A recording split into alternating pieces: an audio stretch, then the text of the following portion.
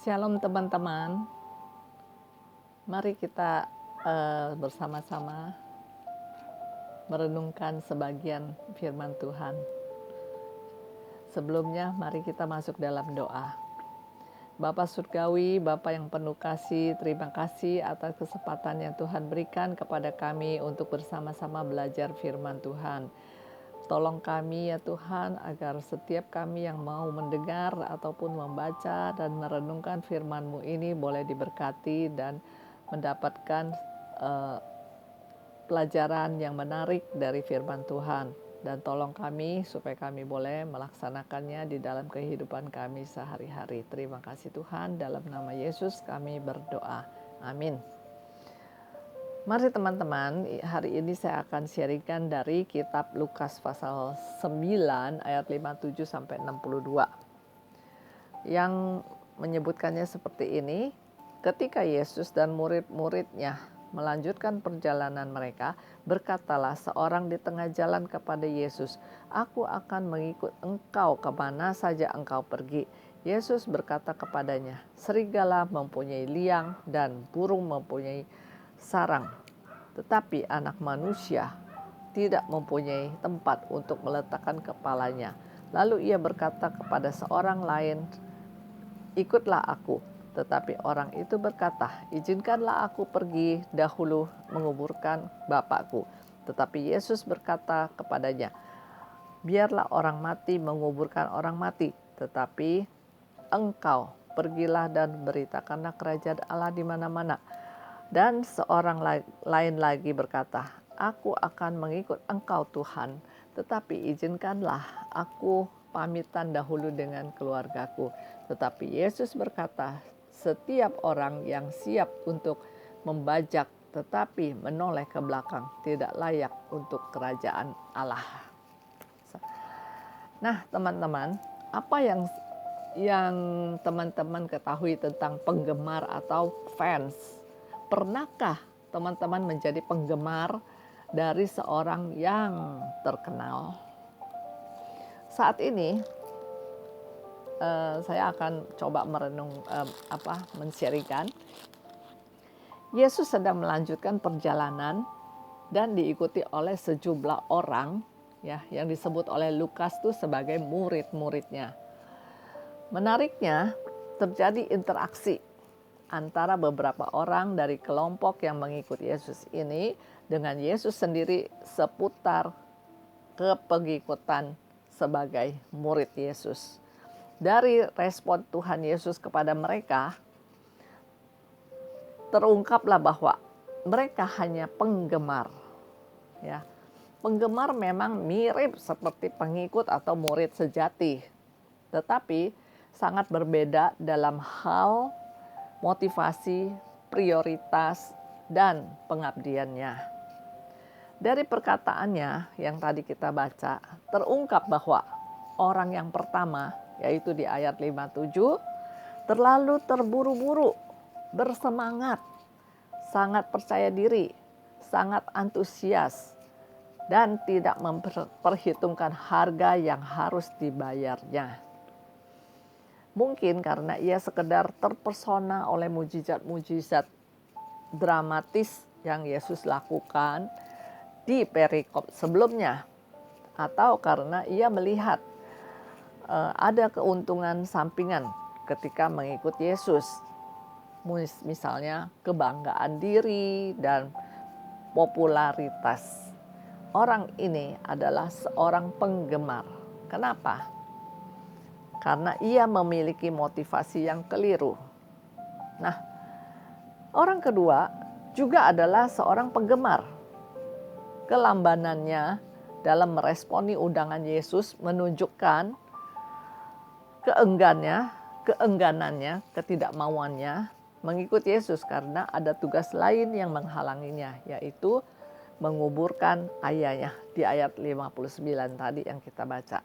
Intinya, jangan sekarang, kemungkinan besar ayahnya belum meninggal karena seharusnya ia sedang mengikuti adat istiadat Yahudi, adat istiadat Yahudi, tetapi ini ia malah berlama-lama melewati waktu bersama Yesus. Jelas sekali orang ini memiliki prioritas yang keliru. Nah, orang ketiga yang adalah seorang penggemar dari perkataannya. Ia menunjukkan bahwa ia terlalu banyak pertimbangan di ayat 61. Ia minta izin untuk menunda karena kesulitan meninggalkan keluarga dan teman-temannya. Pikirannya seakan bercabang dan bimbang untuk mengikut Yesus dengan sepenuh hati. Orang ini menunjukkan pengabdiannya yang keliru. Nah, yang diinginkan Tuhan Yesus adalah kepengikutan seorang murid yang sejati, bukan penggemar setia. Nah, apa tuh perbedaannya?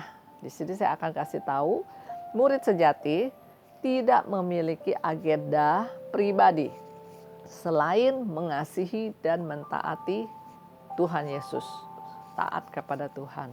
Sedangkan penggemar setia, dia mempunyai agenda pribadi.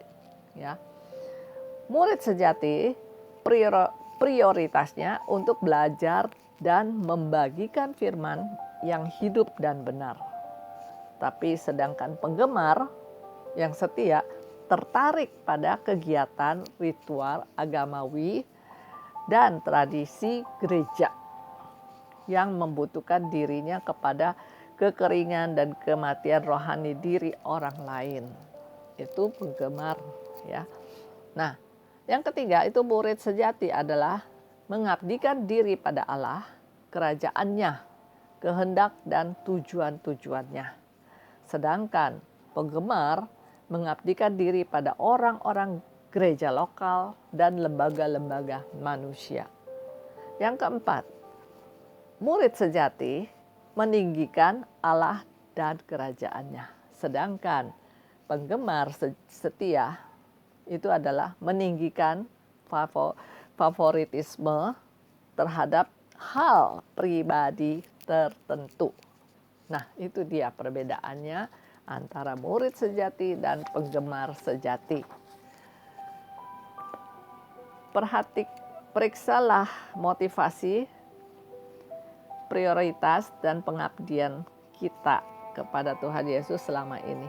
Apakah kita telah mirip sebagai seorang penggemar? Atau lebih mirip sebagai murid Kristus yang sejati?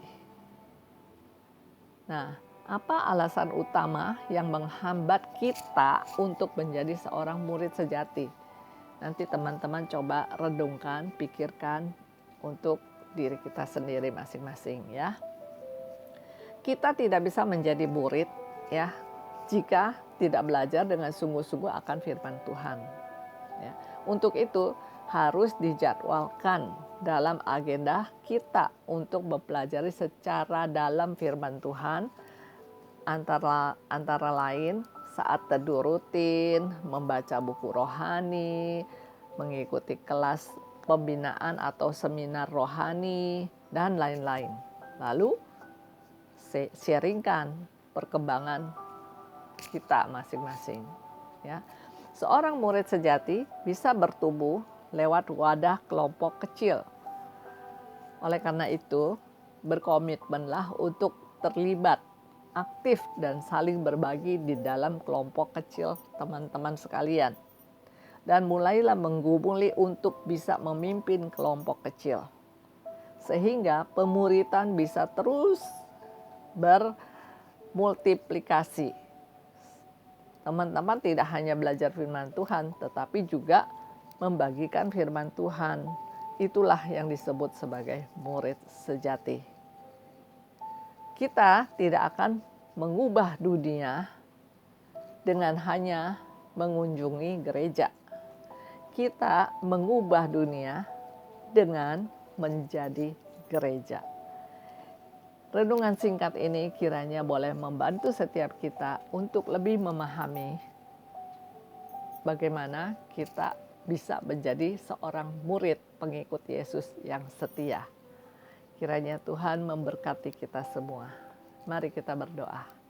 Bapa Surgawi, terima kasih atas firman yang baru saja kami baca dan kami renungkan. Tolong kami untuk bisa melaksanakannya sesuai dengan firman-Mu di setiap hari dalam keseharian kami masing-masing. Tuhan pimpin dan Tuhan berkati. Terima kasih Bapa, hanya dalam nama Yesus kami berdoa. Amin. Sampai jumpa, Tuhan Yesus memberkati kita semua. Amin.